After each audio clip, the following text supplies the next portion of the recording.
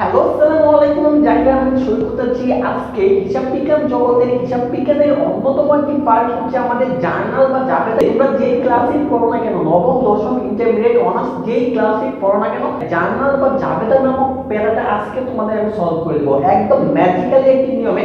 আজকে শেষ হবে আমাদের জাবেদা নামক প্যারা। আর কখনো কোনোদিন জাবেদা কি, জাবেদা কিভাবে করে এবং যে কোনো লেনদেন জাবেদা কিভাবে করতে হয় প্রমিস করলাম তোমাদেরকে আজকে সলভ করে দিব। আমরা সেই ক্লাস নবম শ্রেণী থেকে যখন আমরা বিজনেস স্টাডিজ নামক একটি শাখা আমাদের সাথে যুক্ত করি, তখন থেকে অ্যাকাউন্টিং বা হিসাব বিজ্ঞান নামক একটি সাবজেক্ট আমাদের সাথে জড়ো হয়ে যায়। তারপর থেকে হিসাব বিজ্ঞান যতদিন আমাদের সাথে আছে ততদিন এই জাবেদা নামক প্যারা আমাদের নিতেই হবে। নবম পড়লাম, দশম পড়লাম, ইন্টারমিডিয়েট করলাম, অনার্স করছি, তারপর জাবেদাতে সমস্যা এটা আমরা হামেশাতেই শুনে থাকি।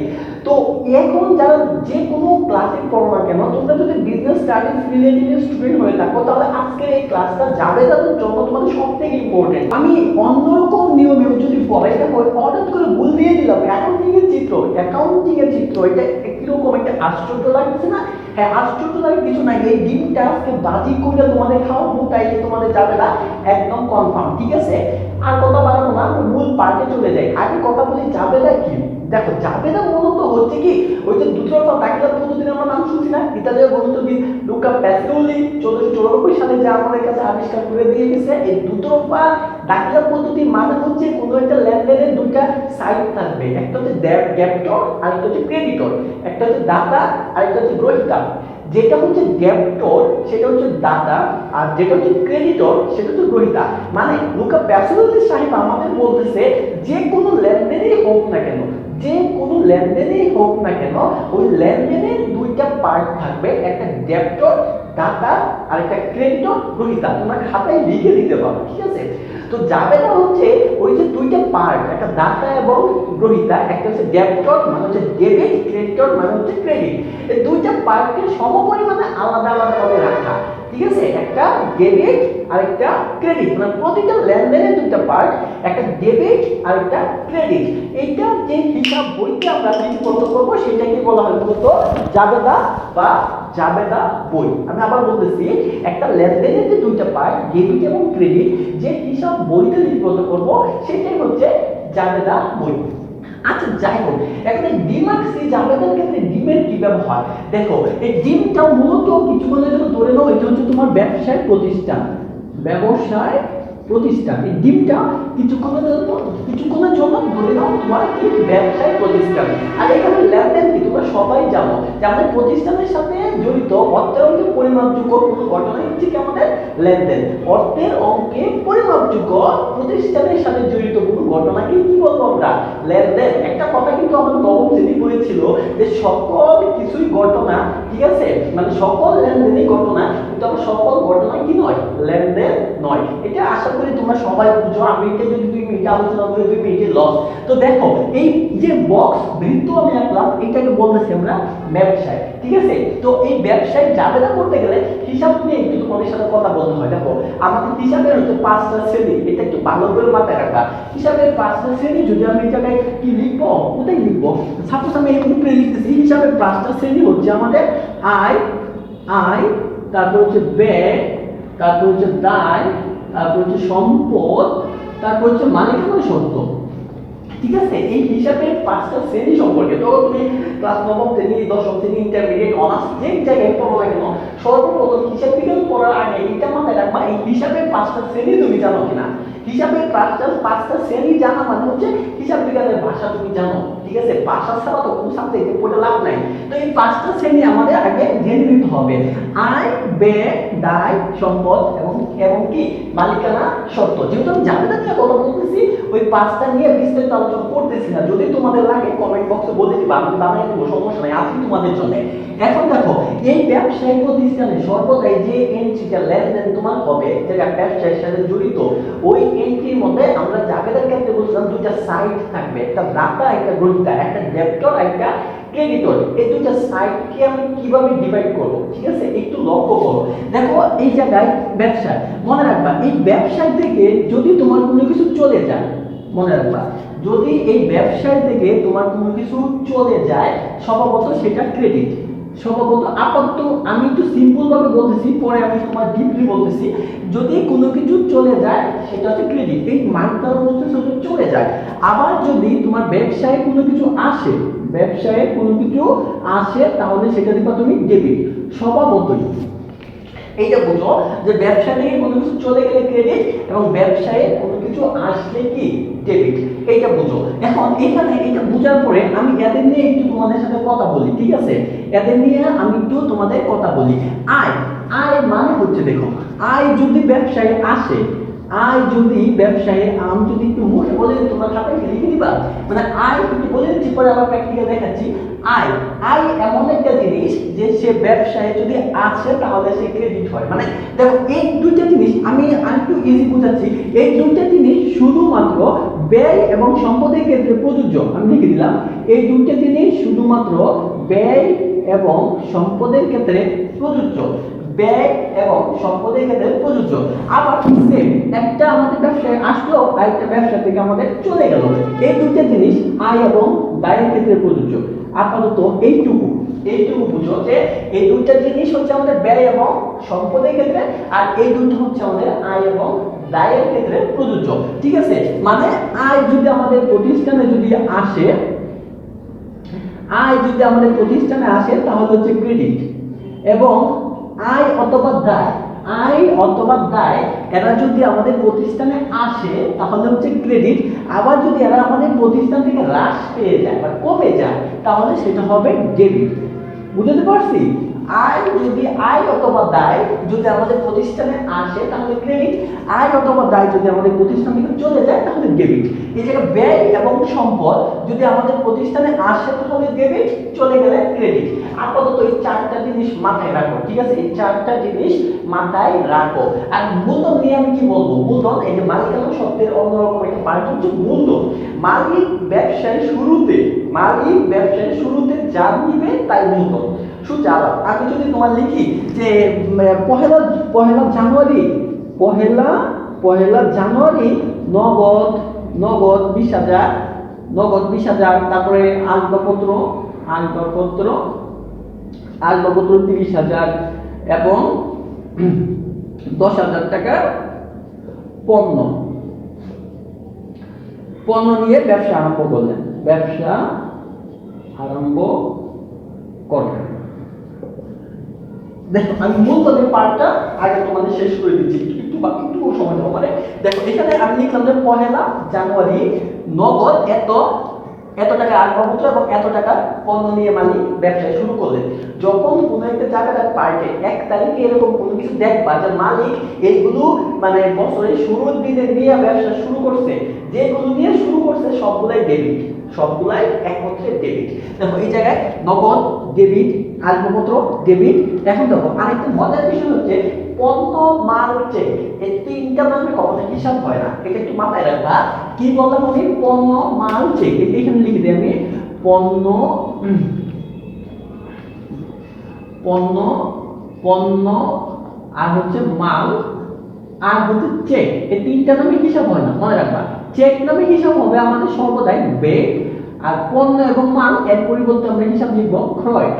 পণ্য এবং মাল এর পরিবর্তে লিখব ক্রয়, চেকের পরিবর্তে লিখব ব্যয়। এটা একটু মাথায় রাখবা। আর 1 তারিখের এন্ট্রিতে আমি বলছি মালিক ব্যবসায় যা নেবে তার ডেবিট, ঠিক আছে?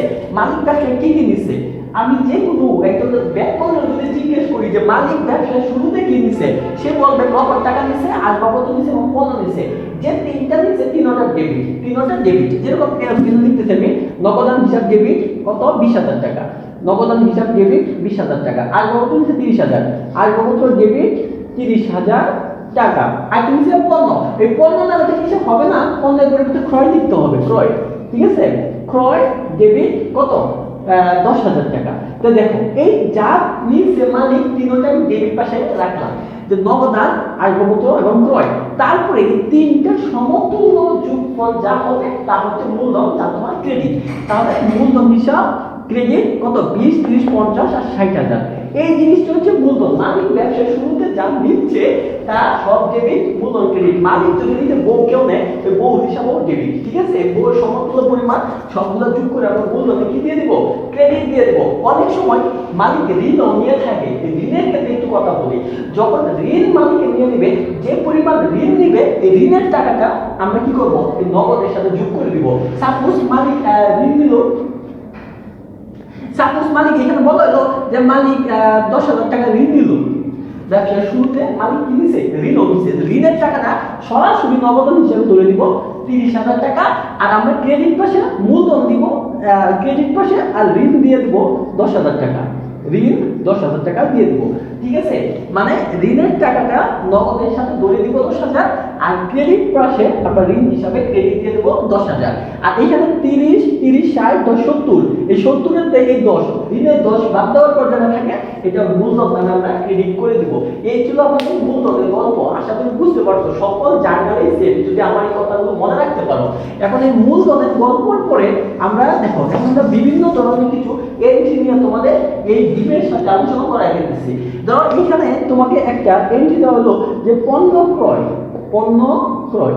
দেখো যখন এই 2,000 টাকার পণ্য ক্রয় তোমাকে দিলাম, সিম্পল জায়গাটা থেকে আমি একদম অ্যাডভান্স জায়গাটাতে পৌঁছাবো, ঠিক আছে? বই কারণা এখানে দেখো পণ্য ক্রয় 2,000 টাকা। তখন তোমার মধ্যে একটা প্রশ্ন আসতেছে যে এই পণ্যটা কি আমি ক্রয় করছি, নগদে ক্রয় করছি নাকি বাকিতে ক্রয় করছি? এখানে কি রোলস আছে? রোলস হচ্ছে যখন কেমনে ক্রয় করছি এরকম কোনো প্রশ্ন থাকবে তখন বুঝবা সেটা নগদে ক্রয় করছে, ঠিক আছে? আর নগদে বলা থাকলে তো কোনো প্রশ্নই নাই। আর এখানে পণ্য ক্রয় এই জিনিসটা যদি বলা থাকতো যে স্বামীর নিকট থেকে পণ্য ক্রয়, বা এখানে স্বামীর না, এটা লিখতো যে এর নিকট থেকে পণ্য ক্রয়। দেখো যখন দেখবা কোনো ব্যক্তি বা প্রতিষ্ঠান ইনক্লুড, কোনো ব্যক্তি বা প্রতিষ্ঠান ইনক্লুড কিন্তু নগদ বা ব্যাংক বা চেক এরকম কিছু বলার নাই, তখন বুঝবা সেটা বাকিতে। তখন বুঝবা কি? বাকিতে। আমি আবার বলতেছি, যখন দেখবা কোনো ব্যক্তি বা প্রতিষ্ঠান নাই, পণ্য ক্রয় কিভাবে নগদে না বাকিতে বলা নাই, তাহলে বুঝে দিবা সেটা নগদে। যখন দেখবা কোনো ব্যক্তি বা প্রতিষ্ঠান আছে, আমি সেটাকে নগদে বাকিতে না চেকে কিছুই বলা নাই, তখন বুঝে দিবা সেটা কি? বাকিতে, যেহেতু ব্যক্তির নামটা এই জায়গায় আছে। এটা সকল ক্ষেত্রে প্রযোজ্য। এখন আসো, এখন পণ্য ক্রয় 2,000 টাকা, যেহেতু বলা নাই ব্যক্তিও নাই, তাহলে বুঝে দেবো এটা নগদে। এখন দেখো আমরা এই এন্ট্রি থেকে আমরা বুঝবো যে ব্যবসায় কি আসছে কি গেছে। দেখো পণ্য যখন আমরা কিনছি, ধরো সাপোজ এই মার্কেট কিনছি যেমন পণ্য, এইগুলো যদি আমি কিনি কারো কাছ থেকে, তাহলে এগুলো ব্যবসায় আসবে, এগুলো ক্রয় করলে ব্যবসায় আসবে। তার মানে ব্যবসায় কি আসছে? ব্যবসায় আসছে, তার মানে ক্রয় ব্যবসায় আসছে, মানে পণ্য আসছে। পণ্য নামে তার হিসাব হয় না, পণ্য নামে হিসাব হয় না, পণ্যের পরিবর্তে কি লিখতে হয়? ক্রয়। ব্যবসায় ক্রয় আসছে। এখন দেখো আমরা জানি যে একটা পক্ষ আসলে আরেকটা পক্ষ চলে যাবে। তো দেখো যখন আমি এইটা 2,000 টাকা পণ্য কিনছি, তখন পণ্য আসছে, আমাদের কাছে কি চলে গেছে? আমাদের দেখো ছোট বাচ্চারা যদি চিপস কিনতে যায়, চিপস দেওয়ার পরে বড়রা বলে বাবা টাকা দাও টাকা দাও, বিষয়টা এরকম না। তার মানে আমাদের কাছ থেকে কি গেছে? 2,000 টাকা চলে গেছে। তার মানে আমাদের কাছ থেকে নগদ টাকা, যখন নগদ যাবে তখন নগদান সে কি করছে? আমাদের কাছ থেকে চলে গেছে। এই যে চলে যাওয়া, এই আসা। এখন তুমি এই দুইটা পক্ষকে জায়গাটাই সাজায় নাও যে ক্রয় হিসাব ডেবিট, নগদান হিসাব কি? ক্রেডিট। দেখো কোনো কিছু বোঝা লাগে না, এটা কেউ পড়ছে না জীবনে, তারও যদি জিজ্ঞেস করি যে আমাদের ব্যবসায়ে এই এন্ট্রি দ্বারা বা এই লেনদেন দ্বারা কি বোঝায়, বলবে যে আমাদের ক্রয় মানে পণ্য আসছে, নগদ টাকা গেছে। পণ্য আসছে মানে কি? ক্রয় হিসাব ডেবিট, নগদ টাকা চলে গেছে, নগদান হিসাব কি? ক্রেডিট। যে জীবনে হিসাব বিজ্ঞান নাও শুনছে সেও কিন্তু এই বিষয়টা বুঝবে। দেখো আর একটু অ্যাডভান্স লেভেলে আমি যদি কথাটা বলি, যে এইখানে বললাম যে আমি তাসরিফের নিকট, তাসরিফ না আরিফ লিখে বলেছি, আরিফ এর নিকট, আরিফের নিকট হতে ক্রয়, সাপোজ 2,000 টাকা, আরিফের নিকট হতে ক্রয়। এখানে নগদে ক্রয় নাকি চেকে ক্রয় এরকম কিছু বলা নাই, কিন্তু আরিফ বলা আছে, আরিফ। তার মানে বুঝে নিতে হবে এটা বাকিতে, এটা দাঁড়ে বা বাকিতে হয়েছে। যদি এই জায়গায় আরিফ না থাকতো তাহলে বুঝে নিতাম নগদে। এখন আরিফ বলা আছে, তার মানে এটা বুঝে ফেলছি কিভাবে আছে? বাকিতে। দেখো এখন যদি আমরা বলি যে প্রতিষ্ঠানে কি আসছে, তোমরা কি বলবা? যে প্রতিষ্ঠানে পণ্য আসছে বা ক্রয় আসছে। এখন যদি বলি যে প্রতিষ্ঠানে নগদ টাকা চলে গেছে, তাহলে মানবা? নগদ টাকা চলে যায় নাই, যেহেতু না আরিফ বলা নাই, আরিফের নিকট হতে ক্রয় এটা বলা আছে, তখন বুঝে দিবা যে নগদ টাকা দেই নাই, আরিফের কাছ থেকে কিনে আনছি 2000 টাকা, এটা আমার বইতে আমি লিখে রাখছি, আমার হিসাবে বইতে লিখে রাখছি, কি লিখে রাখছি যে আরিফ আরো 2000 টাকা পাবে। তাহলে দেখো আমার ব্যবসায়ী কার সৃষ্টি হচ্ছে, আরিফের সৃষ্টি হচ্ছে, মানে আরিফের কাছে আমার জবাবদিহি করতে হবে। মনে রাখবা যেই টাকার জন্য আমাকে জবাবদিহি করতে হবে সেটা হচ্ছে দায়। যখন আমি 2000 টাকা আরিফের কাছ থেকে কিনে আনছি, তখন আমি পণ্য নিয়ে আসা করছি, ঠিক আছে। এখন ওই আরিফ কি আমার প্রতিষ্ঠানের সাথে জড়িত হয়েছে না নাই, আরিফ ওকে ঢুকছে না, যেহেতু আমি আরিফের সাথে বাকি টাকা লেনদেন হয়েছে, তার মানে আরিফের সাথে আমি জড়িত হয়ে গেছি, আরিফ এসে আমাদের প্রতিষ্ঠানে ঢুকছে, তা আমাদের প্রতিষ্ঠানে কে ঢুকছে, আরিফ ঢুকছে, আরিফ আরিফ আরিফ আমাদের প্রতিষ্ঠানে বাইরে হিসেবে ঢুকছে, আরিফ এসে ঢুকছে, বাংলা ঢুকছে, কেমনে ঢুকলো, আমি আরিফের কাছে 2000 টাকা পণ্য কিনছি, আরিফ কিন্তু 2000 টাকা আমার কাছে পাবে, তার মানে সে আমার ব্যবসার সাথে জড়িত, এখন সে আমার কাছে টাকা পাবে, যে আমার কাছে পাবে, যে টাকার জন্য আমার জবাবদিহি করতে হবে সেটা হচ্ছে দায়। তার মানে আরিফ এসে আমার ব্যবসায় ঢুকছে, তার মানে জাবেদা কি হবে দেখো, হ্যাঁ এত হয় নাই, জাবেদা হবে ক্রয় হিসাব ডেবিট, আরিফ হিসাব কি ক্রেডিট, ক্রয় হিসাব ডেবিট, আরিফ হিসাব ক্রেডিট, ঠিক আছে। তো এইটাই যে জিনিসটা বোঝার চেষ্টা করো যে পণ্য কিনে আনছে তাই ক্রয়, পণ্য ঢুকছে তাই ক্রয় হিসাব ডেবিট, আরিফ একটা পাওনাদারের সৃষ্টি হয়েছে, পাওনাদার হিসাব আমাদের ব্যবসায় ঢুকছে তাই পাওনাদার হিসাব ক্রেডিট বা আরিফ হিসাব ক্রেডিট। এখন যদি এইরকম বলতো যে আরিফের নিকট হতে চেকে ক্রয়, চেকে, এই জিনিসটা বলে দিচ্ছে চেকে বা নগদে যদি বলে দিত তাহলে তারা বলেই দিচ্ছে এখানে আরিফ কার, কারণ আরিফের 14 গোষ্ঠী কার দেখার টাইম নাই, এখানে যখন নগদে বা চেকে বলেই দিবে তখন আমরা বুঝেই দিব যে চেকে বা নগদে হয়েছে। তো এখন দেখো, এখন যে আমরা পণ্যটা কিনছি, তার মানে ক্রয় আমাদের প্রতিষ্ঠানে আসছে, চেকে কিনি, নগদে কিনি, বাকিতে কিনি, যেমনি কিনছি, তো যা কিনছি তা আমাদের প্রতিষ্ঠানে আসবে, কি আসছে, ক্রয় আসছে। এখন প্রশ্ন হতে পারে ভাই কিনলাম হচ্ছে আরিফের নিকট হতে ক্রয়, আর কিনলাম হচ্ছে পণ্য, হ্যাঁ আরিফের নিকট হতে ক্রয় বলতে কি ক্রয়, এটা তো প্রশ্ন না, এখানে আরেকটা প্রশ্ন আসতে পারে যে আরিফের নিকট হতে ক্রয় কি ক্রয়, যখন কি ক্রয় এরকম প্রশ্ন আসবে কি ক্রয় তখন সেটা ধরে নিবা সেটা হচ্ছে পণ্য ক্রয়, সেটা হচ্ছে কি ক্রয়, পণ্য ক্রয়। তা আরিফের নিকট হতে কি ক্রয় করছি, পণ্য ক্রয় করছি, আর পণ্য নামে হিসাব হয় না তাই ক্রয়, তাহলে ক্রয় হিসাব ডেবিট। এখন দেখো আরিফকে কি দিছি, চেকে দিছি, যখন আমরা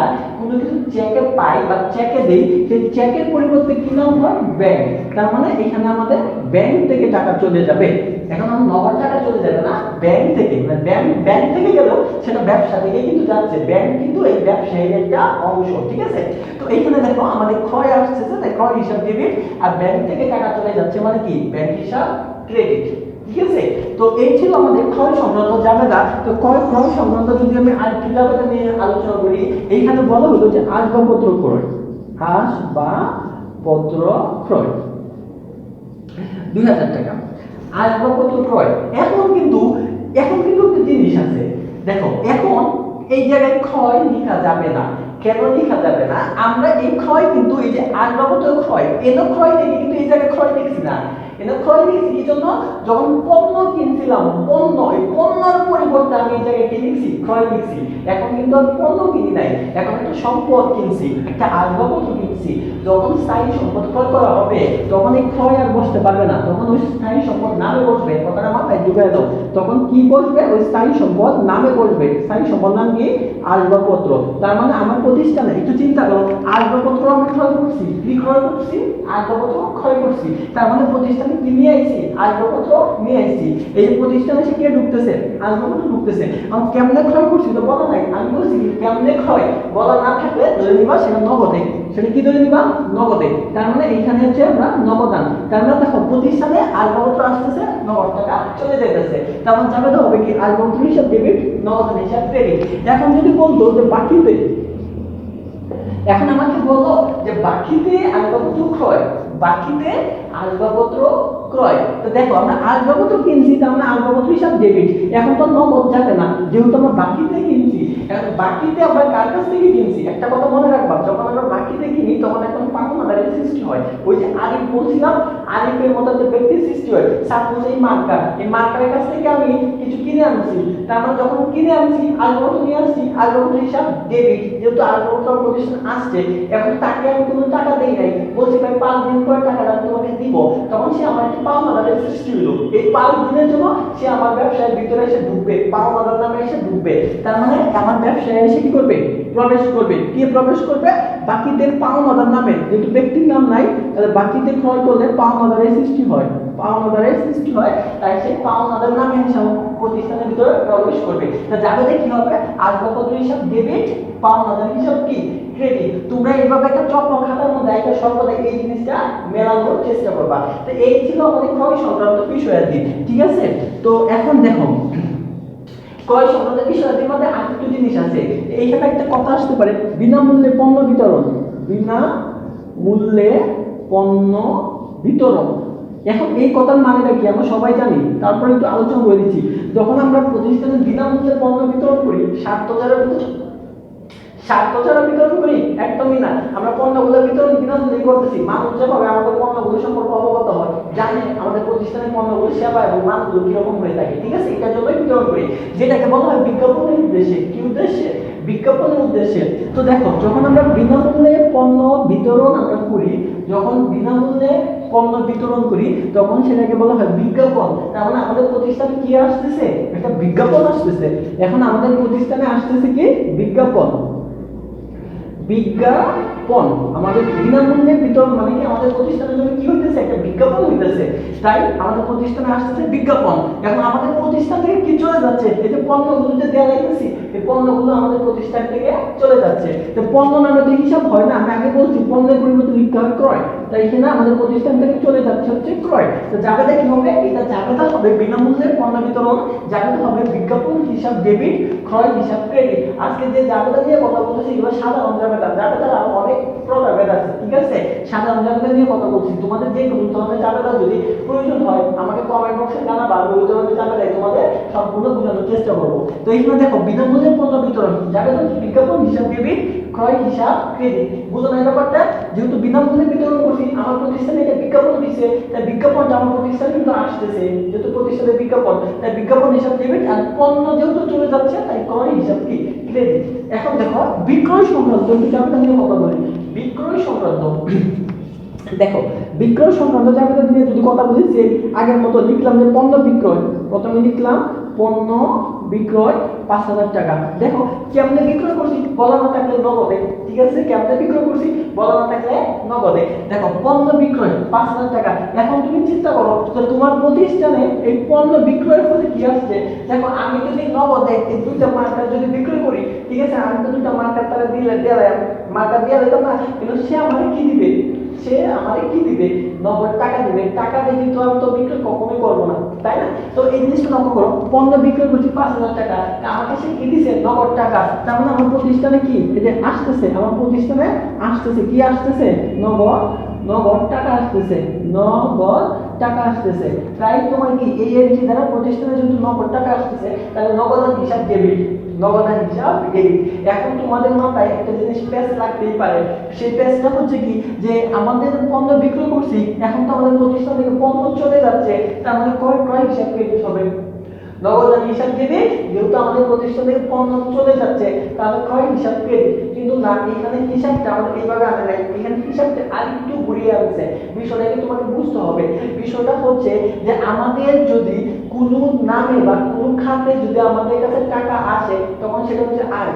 যদি কোনো খাতে আমাদের কাছে টাকা আসে, তখন সেটাকে বলা হয় কি, আয় বলা হয়, ঠিক আছে। তো এখন তুমি দেখো আমাদের কাছে যে খাতে আমাদের কাছে টাকাটা আসছে, সেটা হচ্ছে কি বিক্রয়, সেটা হচ্ছে কি বিক্রয়। তার মানে এই জায়গায় আমাদের দেখো, ওই ক্ষেত্রে আরেকটা যদি মজার বিষয় আমি এইখানে যদি তোমাকে বুঝাই, যদি আমরা পণ্য ক্রয় করি, ক্রয়ের ক্ষেত্রে আমরা পণ্যের পরিবর্তে ক্রয় লিখছিলাম না, আর যদি আমরা পণ্য বিক্রয় করি, তখন আমরা পণ্যের পরিবর্তে বিক্রয় দিব, বাড়তি হিসেবে বুঝাতে পারবো না, এইটুকু মনে রাখবো। যদি আমরা পণ্য বিক্রয় করি, তাহলে পণ্যের পরিবর্তে কি লিখবো, বিক্রয় লিখবো। কথা ক্লিয়ার, ঠিক আছে। তার মানে দেখো আমরা পণ্য বিক্রয় করে নগদ টাকা প্রতিষ্ঠানে আসছে, নগদের হিসাব ডেবিট। আর যেহেতু পণ্য আমাদের প্রতিষ্ঠান থেকে চলে গেছে, তাই আমরা পণ্য না লিখে পণ্যের পরিবর্তে কি লিখে দিব? বিক্রয় লিখে দিব। এটাই সবচেয়ে সূত্র কথা, বিক্রয় হিসাব ক্রেডিট। কথাটা কি ক্লিয়ার? পণ্য বিক্রয়, নগদ হিসাব ডেবিট, আমাদের প্রতিষ্ঠান থেকে পণ্য চলে গেছে, পণ্য তো যায় নাই, পণ্যের পরিবর্তে কি লিখতে হবে? বিক্রয়, তাই বিক্রয় হিসাব কি? ক্রেডিট। এখন যদি এটা আমাদের এরকম বলতো চেকে, এই যে পণ্যটা আমি বিক্রয় করছি তখন আমাকে নগদ টাকা দেয় নাই, আমাকে চেক দিছে। দেখো যখন আমাকে চেক দিবে তখন এই জায়গায় নগদ হবে না, চেক আসলে চেকের পরিবর্তে কি হয়ে যাবে?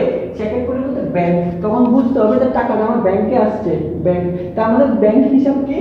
ডেবিট, ব্যাংক হিসাব ডেবিট। তো আমরা যেহেতু পণ্য বিক্রয় করে দিছি, আমাদের তো পণ্য চলে গেছে, আর বিক্রয়ের ক্ষেত্রে পণ্যের পরিবর্তে বিক্রয় বসে, ঠিক আছে, যে কারণে বিক্রয় হিসাব কি? ক্রেডিট। এখন যদি আমরা চেকে না বলা বাকিতে বলে বাকিতে, যদি আমরা বাকিতে বলে, দেখো এইখানে লক্ষ্য করো যে এখন আমরা নগদেও না চেকেও না, যখন আমরা বাকিতে বিক্রয় করব তখন যার কাছে বিক্রয় করছি ওই ব্যক্তির নাম আমাকে মনে রাখতে হবে।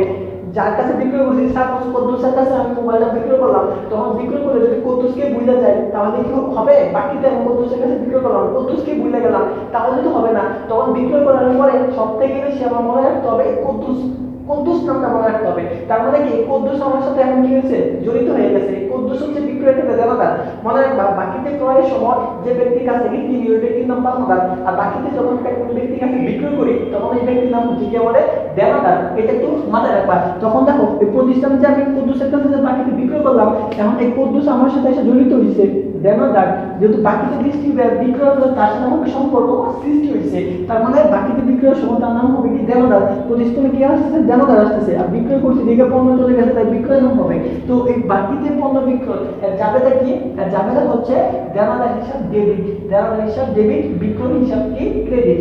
একটু মত মাথায় রাখবা, বাকিতে পণ্য বিক্রয় জাবেদা হচ্ছে দেনাদার হিসাব ডেবিট, বিক্রয় হিসাব ক্রেডিট, ঠিক আছে। এখন দেখো এখানে পণ্য না বুঝলা, যদি তোমার যন্ত্রপাতি আর কত স্থায়ী সম্পদ বলতো, ধরো বলতো যন্ত্রপাতি, যন্ত্রপাতি, বাকিতে যন্ত্রপাতি বিক্রয়। দেখো এই ডেবিট পাশ যেমন সেম এরকমই থাকবে, জাস্ট কোনো স্থায়ী সম্পদের নাম যদি বলা থাকে, কোনো স্থায়ী সম্পদের নাম যদি বলা থাকে, জাস্ট ওই বিক্রয়টা উঠে স্থায়ী সম্পদটা বসে যাবে, আর কোনো কাহিনী নাই।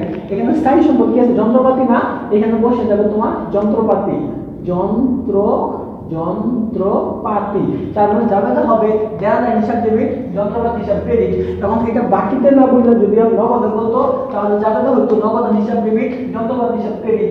যদি চেকে বলতো ব্যাংক হিসাব ডেবিট, যন্ত্রপাতি হিসাব ক্রেডিট, ঠিক আছে। এটা একটু মাথায় রাখবা। এই ছিল আমাদের বিক্রয় সংক্রান্ত জাবেদা। তো স্টুডেন্টস আজকে অনেকটা সময় হয়ে গেছে, তো এই ক্লাসটা যেহেতু অনেকগুলো জার্নাল রয়ে গেছে, বিস্তারিত আলোচনা করতে গিয়ে ক্লাসটা অনেকটা লং হয়ে গেছে, তাই ক্লাসটা আমি এই পর্যন্ত পার্ট 1 হিসেবে রাখতেছি এবং খুব শীঘ্রই তোমাদের পার্ট 2 আপলোড করে দিব, ঠিক আছে। সকলে ভালো থাকবা, সুস্থ থাকবা এবং দোয়া করবে এবং প্রতিটা জিনিস খাতায় লিখে খুব ভালো করে বুঝে বাসায় বেশি বেশি করে প্র্যাকটিস করবা। টাটা।